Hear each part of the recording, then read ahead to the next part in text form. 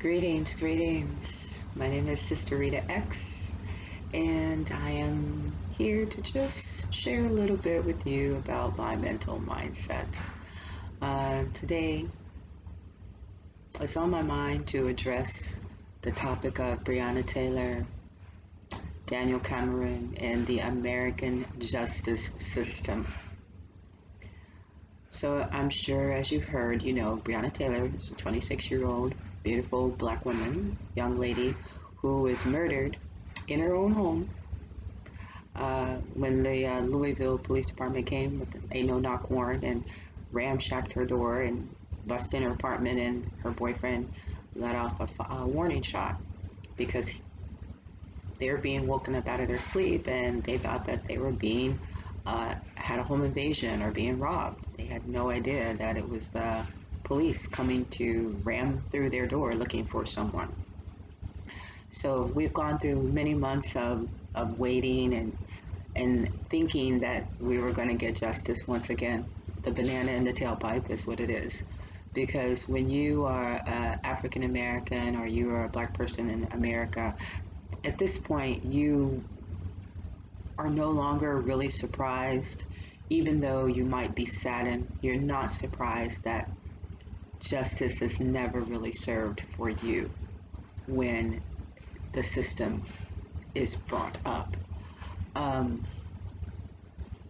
Somehow, even when you're the victim, you are then criminalized.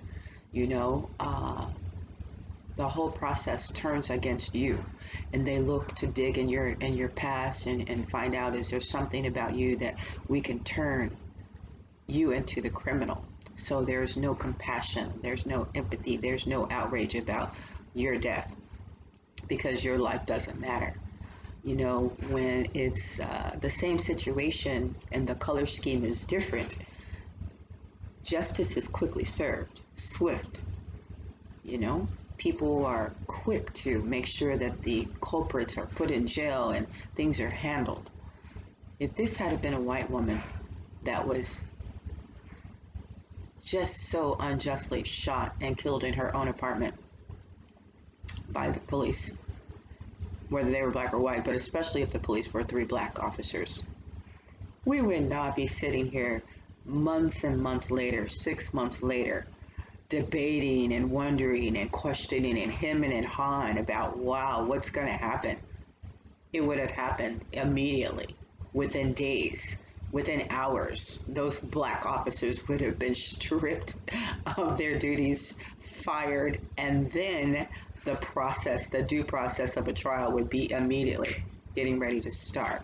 But here we are with Breonna Taylor, rest in power, queen, and no justice is served. And not only no justice served, but when the grand jury indictment came back, the 2 police officers that actually killed her, nothing. The only one of the 3 officers got hit with a Class D felony, a slap on the wrist. And that was because of the bullets that he shot that went into the apartment of the white couple. They didn't get hit, mind you. The bullets just went into their apartment. So he got hit with a Class D felony for the bullets that missed. None of the bullets that penetrated and killed Breonna Taylor, which were quite a few, were accounted for in terms of any kind of prosecution. Let that sink in.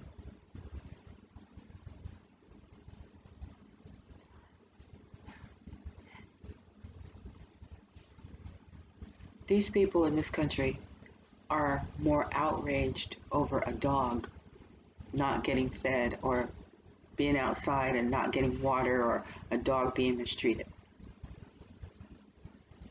Justice is quicker to come and swifter over animal mistreatment than what this beautiful woman, in respect to her life, was given.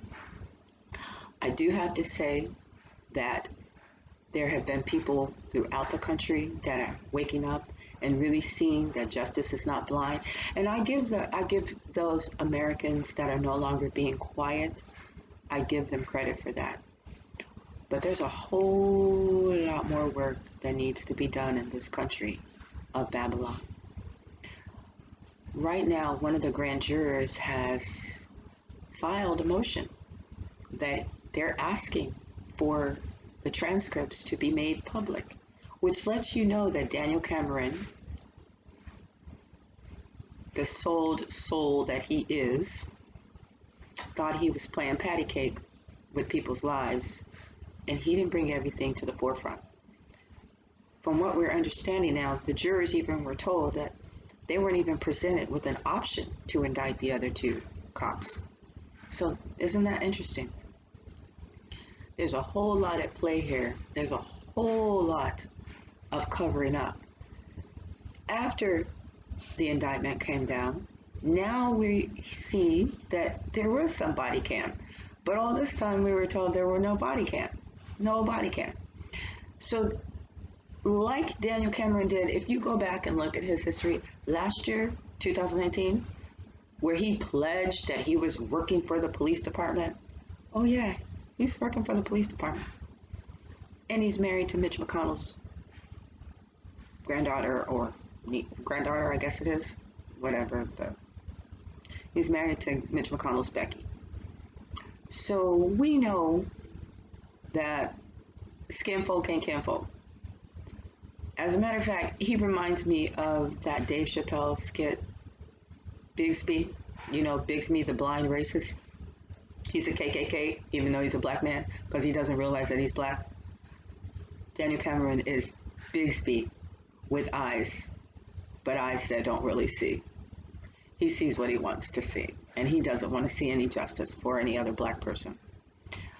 So let the truth continue to come out. Let the protesters continue to protest. Let the truth sayers continue to speak. And let Breonna Taylor's memory not go in vain. Let's keep saying her name. Let's keep fighting for justice. Let's keep throwing the covers off how twisted the system is in this country for black people. I'm Sister Rita X with the Mental Mindset. One love, peace and blessings.